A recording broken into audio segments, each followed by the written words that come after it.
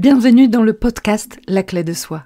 C'est un rendez-vous pour les femmes qui se demandent comment reprendre les rênes de leur vie. Ici, nous abordons tout ce qui bloque notre potentiel, ce qui limite notre audace, ce qui entrave notre épanouissement, mesdames. Je suis Julita, votre guide dans cette aventure de découverte de soi. Chaque semaine, je vous propose des partages inspirants. Je suis également coach en transformation personnelle. J'aide les femmes à trouver leur juste place, à créer une vie remplie de sens. Si vous ressentez le besoin de faire bouger la vôtre, prenez rendez-vous pour me raconter votre histoire à vous. Et si vous êtes prête, on va commencer l'épisode du jour. Et aujourd'hui, on va parler du bonheur. Pour parler du bonheur, je suis en compagnie de Damien Bouvier, entrepreneur et coach. Bonjour Damien. Bonjour Julita. Damien, dans ta vie, tu as remis en question la définition du bonheur plusieurs fois. Tu connais multiples facettes du changement, des séjours longue durée à l'étranger, des reconversions professionnelles, du salariat, de l'entrepreneuriat. Et aujourd'hui, tu es entrepreneur, coach, et je tiens à ajouter amoureux des teckels, car tu as une merveilleuse e-boutique avec des accessoires pour les teckels. C'est exact? C'est exactement ça, j'aurais pas mieux dit Julita. Merci. Mais Damien, ça c'est ta présentation professionnelle. Mais j'aimerais que tu te présentes en tant qu'homme. Qui es-tu? Alors, je suis un homme de 41 ans qui vit déjà à Cannes au soleil. Je suis donc, comme tu l'as dit, je suis un entrepreneur multipotentiel, slasher aussi. Donc, je fais plusieurs activités. Je ne fais pas juste du coaching, que j'adore vraiment énormément. Je fais aussi du SEO, du référencement naturel, Hmm. pour aider les e-commerce et les entrepreneurs à se propulser sur Google, sur Bing, sur Quant, Ecosia. Et pour répondre vraiment bien à ta question, qui je suis, c'est une question qui mérite un podcast de peut-être de 5 heures, 6 heures, 10 heures, C'est plusieurs vrai. épisodes. Mais en tout cas, je pense que de savoir qui on est, et pour répondre à ta question vraiment en détail, c'est un chemin en fait. C'est un chemin et grâce à l'entrepreneuriat, en fait, je découvre progressivement qui je suis. Parce qu'on est face vraiment à des problématiques, à des challenges, à des défis euh, qu'on doit faire face. On doit faire face et comme j'aime bien le dire, en fait, notre business est le miroir de qui nous sommes Hmm. directement. Et donc quand on bloque sur quelque chose, quand on a des peurs, quand on a des croyances, et ben, ça se reflète directement sur notre business, sur notre entreprise. Je suis quelqu'un de valeur. J'ai des valeurs qui sont très fortes. Pour moi, la fiabilité, c'est très important. L'honnêteté, la transparence, on peut dire que c'est non négociable avec moi. Et donc, autant dans mes relations personnelles que professionnelles, j'ai besoin de retrouver ces valeurs-là et surtout avec les personnes avec lesquelles je travaille. Alors, je suis ravie vraiment d'être en ta compagnie pour aborder le sujet du bonheur, parce que tu as parlé des 3 paramètres qui, pour moi, sont essentiels. C'est de le considérer qu'un chemin. Notre malédiction du siècle, c'est de considérer le bonheur comme un trophée, quelque chose qui nous attend quelque part, et une fois qu'on va l'atteindre, ce sera la belle vie, à jamais. Cette définition du bonheur pourrit la vie à beaucoup d'entre nous. Le deuxième paramètre, c'est de accepter que les plus grandes prises de conscience viennent dans les moments difficiles. Comme je les appelle, dans les cul-de-sac où on arrive au bout et on perd le sens, on a besoin de changement. Et tu nous diras, mais moi je trouve que ce sont malgré tout des bons moments essentiels. On devrait les accepter pour pouvoir les traverser. Et donc le troisième paramètre, c'est les valeurs. C'est un sujet important. On ne connaît pas tous nos valeurs. Le bonheur, ce n'est pas une chose facile. Ça me parle beaucoup, hein. Si je te pose la question, quel était ton chemin à toi pour aujourd'hui dire je suis un homme heureux malgré tout? Alors, faut savoir que, voilà, pour reprendre un petit peu mon parcours, j'ai vécu dans 3 pays. J'ai vécu, donc je suis né en Normandie. J'ai vécu en Suisse 2 ans et après je suis parti 7 ans au Canada, au Québec. Et, Mhm. et en fait, je me suis aperçu, donc après une thérapie, après des séances de coaching, après avoir découvert aussi le coaching à l'âge de 33 ans, que en fait, je fuyais. Je fuyais quelque chose, je fuyais, j'étais toujours en fuite en fait.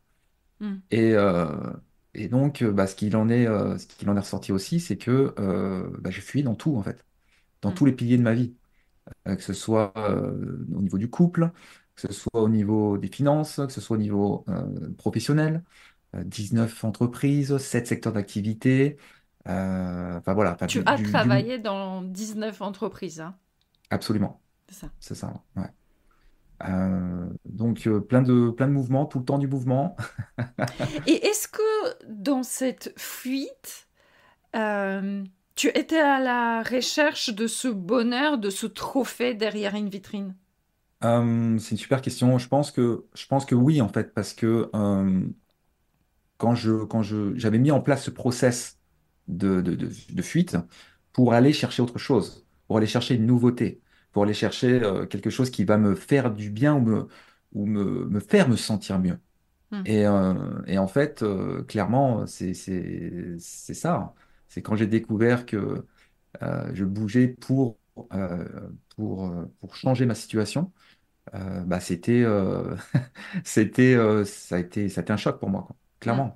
Tu t'es rendu compte que c'était une fuite à tes 33 ans, Ouais. donc déjà un parcours bien établi. C'est quand on est dedans, on ne se rend pas compte.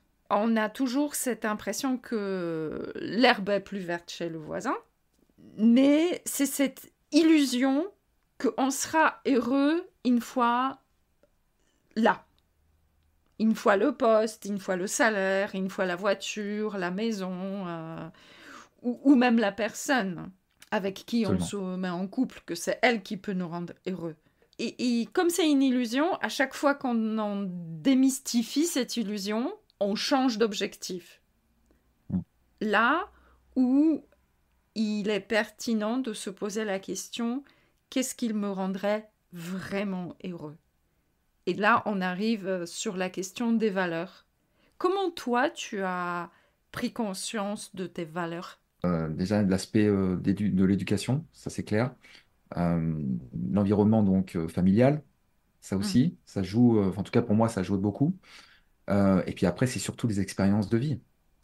C'est de rencontrer, de bouger, de changer de culture. C'est de s'ouvrir au monde, en fait. Mm. Et de s'ouvrir au monde, c'est là où on se découvre progressivement. Mm. Euh, Quand on est face, comme tu le disais, hein, quand on est face à certaines situations, à certaines problématiques, euh, bah, on doit faire des choix, on doit Oui. prendre des décisions. Et c'est là, en fait, que progressivement, on se construit. Mm. Donc, mes valeurs, elles se sont construites. Alors, il y a eu un socle, bien entendu, comme je le disais avec l'éducation, mais progressivement, on se construit vraiment, et c'est notre âme, pour parler spirituellement, parce que je suis très spirituel, c'est vraiment notre âme, en fait, qui va s'exprimer. Mm. Plutôt que de rester dans l'ADN, c'est notre âme qui va s'exprimer. C'est de se rendre compte qu'on est tous dans un cadre et que nous avons tous besoin d'un cadre. Et donc souvent, c'est le cadre de l'éducation, de culture, de pays où on en vit et de notre nature intrinsèque. Mais pour aller chercher notre potentiel, pour aller vérifier où est-ce que sont nos vraies limites, il faut sortir du cadre. Et comme tu dis, tu l'as fait à travers des voyages, des séjours. Moi, je suis une expat en France, donc je connais ce parcours très bien et je vois quels sont les pièges de partir de son pays. Souvent, au fond, il y a une énergie de fuite. Mais ensuite, on peut apprivoiser aussi ce mouvement et le prendre comme une belle expérience et construire quelque chose de très précieux. Ça ne veut pas dire qu'il faut changer de pays à jamais. À quel moment tu t'es rendu compte que tu étais dans la recherche du plaisir et à quel moment tu as décidé de chercher quelque chose de plus profond? Hmm, ok. C'est quand je suis parti au Canada. Pour moi, en fait, c'était, comme tu l'as dit, en fait, c'était, je pensais que le bonheur, c'était d'atteindre un objectif. Mhm. Et mon objectif, c'était à l'époque, c'était de partir au Canada et vivre au Canada. Et quand je suis arrivé au Canada, ben, mon monde s'est écroulé, en fait. Carrément, Pourquoi? mon monde s'est écroulé. Mon monde s'est écroulé parce que euh, j'avais atteint mon objectif. Donc, je m'étais Ouais. mis en tête que pour moi, le bonheur et mon bonheur, c'était de partir au Canada. Donc, quand je suis arrivé, quand je me suis installé, et encore une fois, c'est pas une question d'argent parce que j'avais de l'argent sur mon compte. Je travaillais 4 jours semaine, donc j'avais du temps pour moi à côté. Je rentrais, à l'époque, je gagnais 3 000 à 4 000 balles par mois. Donc, j'avais du temps, j'avais de l'argent de côté aussi en épargne. J'étais en colocation avec mon frère, avec mon meilleur ami. Waouh, La vie était belle sur papier. la vie était extraordinaire en fait, c'est ça. Mais c'est là que je me suis fait ma première dépression en fait, parce que j'avais Tu pas t'es rendu compris en compte tout fait. de suite que tu étais en dépression? Non, non, parce que déjà voilà, il faut, enfin, c'est combattre un petit peu avec son ego en se disant, mais non, j'ai pas de problème, mais non, ça va s'arranger, je veux pas trop en parler. Je sens que quelque chose ne va pas, mais je lutte. Je Mhm, luttais en tout cas à l'époque. Et ce qui s'est passé, c'est que en fait, j'ai eu besoin de me déconnecter de mon travail, où à l'époque j'étais dans la restauration. mhm. Je travaillais pour une brasserie très connue dans le monde entier. Et donc je suis parti à 33 ans, j'ai démissionné, j'ai posé ma démission, je suis allé voir la manager, j'ai dit ça suffit, stop. Et je suis parti en fait. Je suis parti me reconnecter directement à moi-même. D'accord. Et comment tu as fait pour te reconnecter à toi-même? Ouais. Donc, ce que j'ai fait, c'est que je suis parti, dans un premier temps, je suis parti faire une retraite méditative qui s'appelle Vipassana à Montebello, au Québec. Et donc, ce sont des retraites méditatives disponibles dans le monde entier, c'est gratuit. C'est par don, on peut faire des dons si on veut à la fin de la retraite. Ça dure 10 jours. Et ça a été, comme on dit en anglais, ça a été un game changer pour moi. Clairement, c'était une magnifique reconnexion, un début de reconnexion extraordinaire parce qu'on est face à soi-même. Pas de téléphone, on regarde pas les gens dans les yeux, on ne parle pas aux gens, on mange végé, on se couche à 20 heures, on se lève à 4 heures. Ça a été, euh, ça a été waouh. Ça a été déjà une première étape pour me reconnecter. Et puis ensuite, directement, en fait, je suis rentré et pendant 6 mois, je me suis formé en PNL, en coaching, Mhm. et j'ai creusé, j'ai creusé, j'ai creusé. Je me suis fait coacher aussi pour la première fois. Et j'ai creusé, je suis allé plus en profondeur Mhm. sur moi, sur ma vie personnelle, sur ce que je veux. Et ça a été vraiment le début d'une renaissance, en fait, pour moi, Mhm. clairement. Voilà. Est-ce que tu vois aujourd'hui, est-ce que tu as changé des choses par rapport à ta vie d'avant, si je puisse dire, Mm. sur la distinction entre plaisir et bonheur? Ouais, ouais, complètement. Ouais. En fait, je vais te parler de deux choses. La première chose, c'est que quand je suis parti, en fait, l'objectif, en fait, de partir au Canada pour moi, je te l'ai pas confié, mais je vais te le dire, c'est que je voulais devenir joueur professionnel de poker. D'accord. Donc pour le coup, ça peut être peut-être Alors, il atypique y pour avait un certaines personnes. objectif beaucoup plus concret que juste vivre au Canada.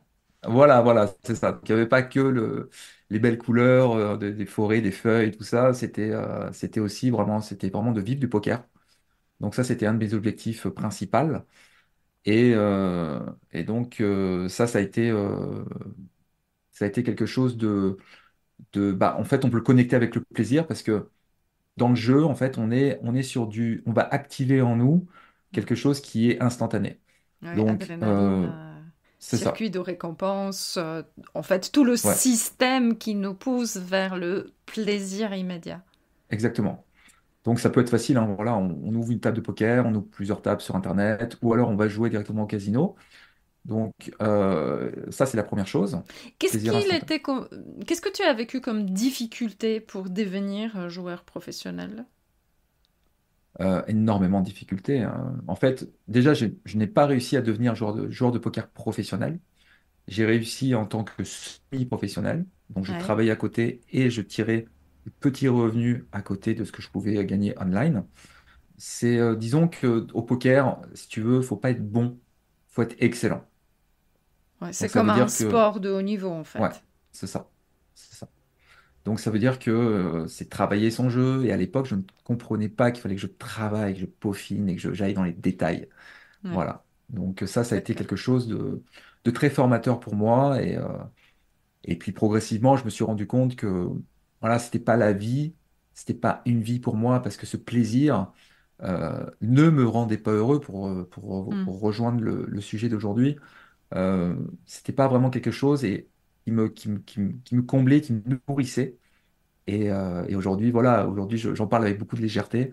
Ouais, Mais à l'époque, c'était toute ma vie, quoi. C'était ouais. vraiment hyper focus. Donc ça, c'était la première chose que je voulais partager, au niveau du plaisir instantané. Et deuxième chose, c'est au niveau de l'alcool. Au niveau de l'alcool, en fait, ça va me donner, en fait, du plaisir quand je vais prendre un apéro, quand je vais boire une bière ou quand je vais boire un gin tonic, parce que j'aime beaucoup le gin tonic. Mais en fait, ça ne va pas, on va pas, en fait, euh, aller régler les problèmes, on va les contourner Hmm. et on va pas aborder les vraies choses. Hmm. Donc là, aujourd'hui, ça fait 2 ans que j'ai arrêté l'alcool et clairement, c'est encore une fois, ça aussi, c'est un game changer. Et qu'est-ce que tu as mis dans ta vie qui aujourd'hui peut procurer cette impression d'être un homme heureux? Être heureux pour moi, déjà, c'est personnel. Hmm. C'est un choix que je fais tous les jours et je fais bien une distinction avec les non-choix. En fait, on a les choix et on a les non-choix dans la vie. Hmm. Les non-choix, c'est ce qu'on subit. Et les choix, c'est ce qu'on prend comme décision au quotidien. Hmm. Et être heureux, pour moi, c'est, c'est un travail qui est personnel et c'est vouloir progresser Hmm. sur sa vie personnelle en Hmm. premier et après sur sa vie professionnelle. Hmm. Il faut bien partir de quelque chose, en fait. Si je te Donc, dis que pour être heureux, nous avons besoin de se libérer du regard des autres, est-ce que tu valides? à 3000%, Julita. Ouais, ouais, C'est un complètement. exercice difficile. C'est vrai que, tu vois, je prends un exemple, je prends Hmm. juste un exemple très court. Tu vois, là, j'ai les cheveux rasés. En fait, j'ai 3 millimètres sur la tête. Tu vas ressembler à un taular, tu vas ressembler à quelqu'un qui sort de prison, tu vas ressembler à un militaire, bon, bref. Et en fait, rien que ça, en fait, ça a été quelque chose, en fait, de me raser la tête. Et depuis longtemps, je voulais me raser la tête. Ouais, Mais j'étais comme dans l'approbation des ouais, autres pour me raser les cheveux, quoi. ouais, ouais. Deuxième, si je te dis que pour chercher du bonheur, on a besoin d'avoir une autonomie émotionnelle, qu'est-ce que ça t'évoque? Alors, ça m'évoque un- d'avoir un rythme en fait qui nous appartient à nous. C'est vraiment à nous. C'est pas à quelqu'un d'autre. C'est pas de reprendre une méthode de quelqu'un. C'est trouver son propre rythme, trouver ses propres routines. Peut-être Hmm. une routine matinale. Il y en a, ils sont beaucoup du matin. D'autres, ils sont pas vraiment du matin. Donc, c'est pas grave de pas être du matin. Hmm. Ça, c'est clair.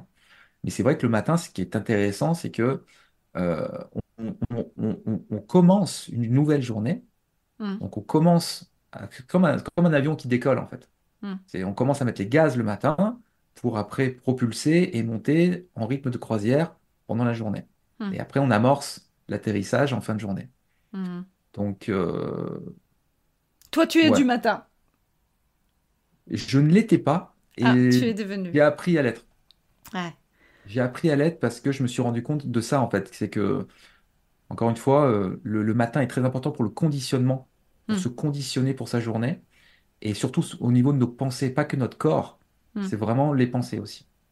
Et comme je te parlais de autonomie émotionnelle, c'est cette conscience que nous sommes créateurs de nos états internes. C'est que notre réalité, c'est la perception que nous avons de notre réalité. Les dires des uns et des autres, c'est notre interprétation qui va créer nos émotions. C'est souvent nos failles qui vont jouer un grand rôle de ce qui va nous toucher, ce qui va nous vexer ou ce qui va nous faire plaisir. Mais de se rendre compte de cette responsabilité-là peut grandement nous rendre plus autonomes et aussi améliorer les relations parce qu'on ne va pas les accuser de nous rendre heureux ou leur demander de nous rendre malheureux. Ouais, Est-ce que c'est un chemin que tu as travaillé? ouais, complètement. Et c'est un chemin que je travaille encore quotidiennement. Hmm. Clairement, c'est se recadrer en quelque sorte et puis prendre le contrôle en fait. On prend le contrôle. On est Hmm. au contrôle. Et ce que j'aime bien, je te le partageais l'autre jour aussi, j'aime bien reprendre dans un de ses bouquins, Tony Robbins, il parle du CERTAS, moi je l'appelle le CERTAS pour raccourcir. Mhm. Il parle du C, donc c'est le corps, Hmm. le E, c'est les émotions, le R, on est dans les relations, Hmm. le T, c'est le temps, A, argent et S, spiritualité. Hmm. Et en fait, c'est ça, c'est essayer en fait d'avoir déjà conscience en fait de ces piliers-là. En tout cas, pour moi, ce sont des piliers et d'avoir une certaine stabilité, Hmm. de chercher en fait cette stabilité comme l'eau en fait qui est stable, Ouais. en quelque sorte. Alors, moi, j'aime aussi dire, parce que ça, c'est quelque chose qui peut être un peu déstabilisant pour des moments compliqués, j'aime aussi dire que notre bonheur relève aussi de notre capacité de traverser les tempêtes. Tout à fait. Ouais, complètement. Et donc, on ne va pas tellement chercher cet état de calme durable, mais on profite des moments calmes tout en sachant que les tempêtes sont inévitables, mais on reste confiant parce qu'on sait qu'on a la capacité de les traverser. Ouais, complètement. D'où l'intérêt d'avoir un environnement qui soit positif, d'avoir des routines, encore une fois, Mm, qui soient solides et qui soient répétées, répétées, répétées, répétées.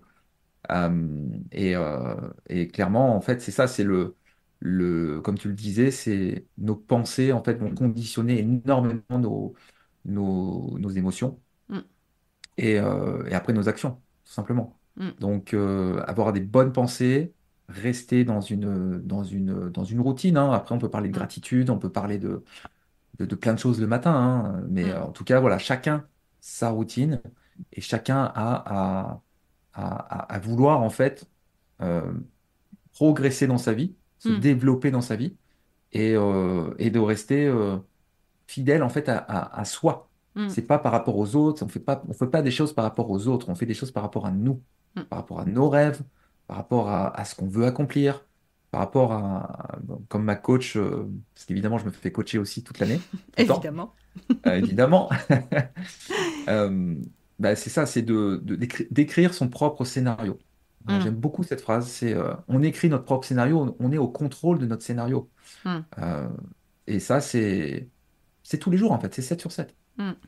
Mais c'est une, une belle image pour revenir finalement aux valeurs, parce que pour écrire notre scénario, nous avons besoin de nous connaître, de connaître nos valeurs, de savoir où mettre le curseur, quel objectif va nous inspirer, épanouir et pas juste nous garantir une situation, un statut social, quelque chose qu'on peut afficher. Je pense qu'on peut s'arrêter là. Je te remercie beaucoup. Je trouve que c'était très courageux et authentique de partager vraiment tout ce que tu as vécu. Je suis très reconnaissante parce que c'est pas toujours facile de parler de ces difficultés. C'est aussi la marque d'un homme heureux. Rien ne l'atteint, ou pas grand-chose. Merci beaucoup, Julita. Je suis honoré. Dans la description, je noterai tous les points importants que nous avons abordés. Dis-moi juste où est-ce qu'on pourrait trouver Damien Coach et la boutique des accessoires pour les teckels. Alors en fait, c'est très simple. Comme je fais du référencement, vous allez me trouver très rapidement. On peut me trouver rapidement. On Ça, tape c'est tout la simplement. marque. Voilà. On peut me trouver très rapidement en tapant Damien Bouvier comme le toutou, hein. Damien Bouvier dans Google, donc Damien Bouvier coach.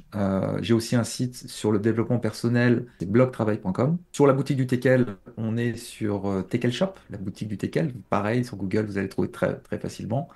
Et enfin, pour le référencement web au niveau de l'agence, c'est Diplo comme le Diplodocus, Diplo SEO. Magnifique. Tout ça est évidemment dans la description. Merci Damien. Un grand merci pour avoir écouté cet épisode de La Clé de Soi. Je vous invite à découvrir d'autres partages et d'autres personnalités dans les différents épisodes de ce podcast. Vous les trouverez bien évidemment sur votre plateforme d'écoute préférée. N'oubliez pas de liker, commenter, partager sans modération afin de faire résonner la voix de ces personnes inspirantes. Votre soutien est ma clé pour inspirer davantage de vie. Grand merci à vous.